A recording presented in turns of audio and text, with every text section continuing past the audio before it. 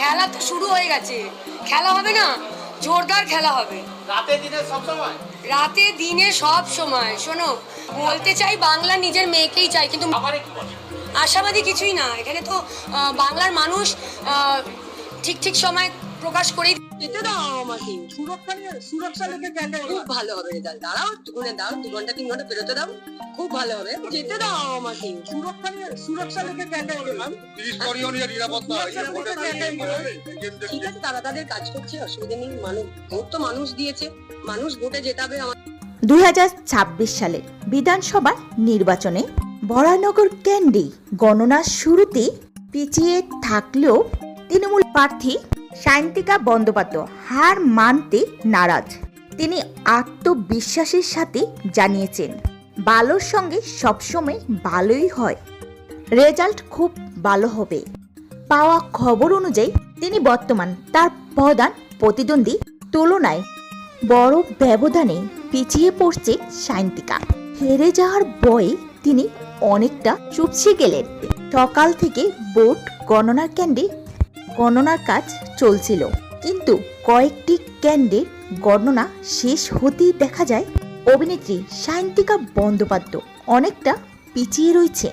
গণনার এই পর্যায়ে এসেও তিনি কাজ করার জন্য মাথা উঁচু করে ভোট চাওয়ার কথা জোর দিয়ে বলেছেন, যা তার প্রচারে আত্মবিশ্বাস তুলে ধরে। এছাড়াও তিনি আরও বলেন, কাজ করেছি বলেই মাথা উঁচু করে ভোটটাও চাইতে পারছি। ভোট গণনা যত গড়াচ্ছে ততই গণভূত হচ্ছে উত্তেজনা।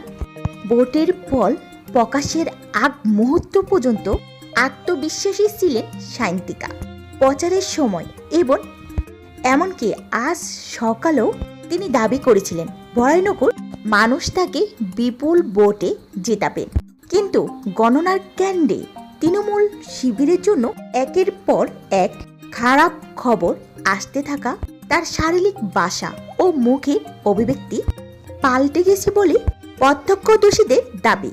সর্বশেষ পাওয়া খবর অনুযায়ী পিছিয়ে পড়ার খবর নিশ্চিত হতেই সায়ন্তিকা বন্দ্যোপাধ্যায়কে অনেকটা নিষ্পূপ ও চুপচাপ দেখাচ্ছে।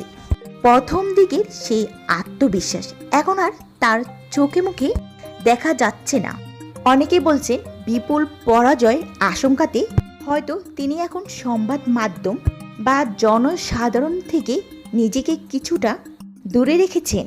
ভরানগর মতো একটি গুরুত্বপূর্ণ কেন্দ্রে সায়ন্তিকা পিছিয়ে থাকা তৃণমূলের একটি বড় ধাক্কা হিসাবে দেখা যাচ্ছে।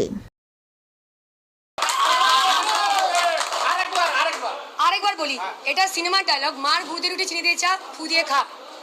এবারে আমি একটা বলবো, এখন যেটা আমার বলতে ইচ্ছা করছে, মার গুড়দের রুটি চিনি দিয়ে চা, বিজেপি তাড়াতাড়ি পত্তন গুটিয়ে এখান থেকে।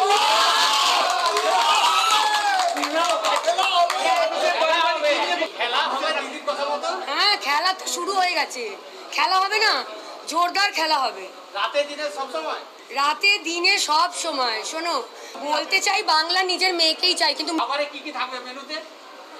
বাড়ির রান্না, ভাত ডাল মাছ আলু পোস্ত, কি যে বলছো, আমার খিদে পেয়ে যাচ্ছে এখনই। দেখো, বাঙালি তো খেতে হেভি ভালোবাসি, কিচ্ছু করার নেই। ভালোবেসে আমার মা বোনেরা দিদিরা যা আমায় রান্না করে খাওয়াবে, এক একজনের থেকে এক একটা স্পেশালিটি রান্না আমি খাবো। আমি তো প্রতিদ্বন্দ্বী খুব একটা চিন্তাই করছি না, ভাবতেই পারছি না, কারণ আমার সামনে রয়েছে মমতা ব্যানার্জি, তার পাশে প্রতিদ্বন্দ্বী আমি বুঝতে পারছি না কে হতে পারে। ঠিক আছে, মিলেমিশে থাকবো, একসাথে মিলে দিদির হাত আরো শক্ত করবো, এটাই। সরি, আশাবাদী কিছুই না। এখানে তো বাংলার মানুষ ঠিক ঠিক সময় প্রকাশ করেই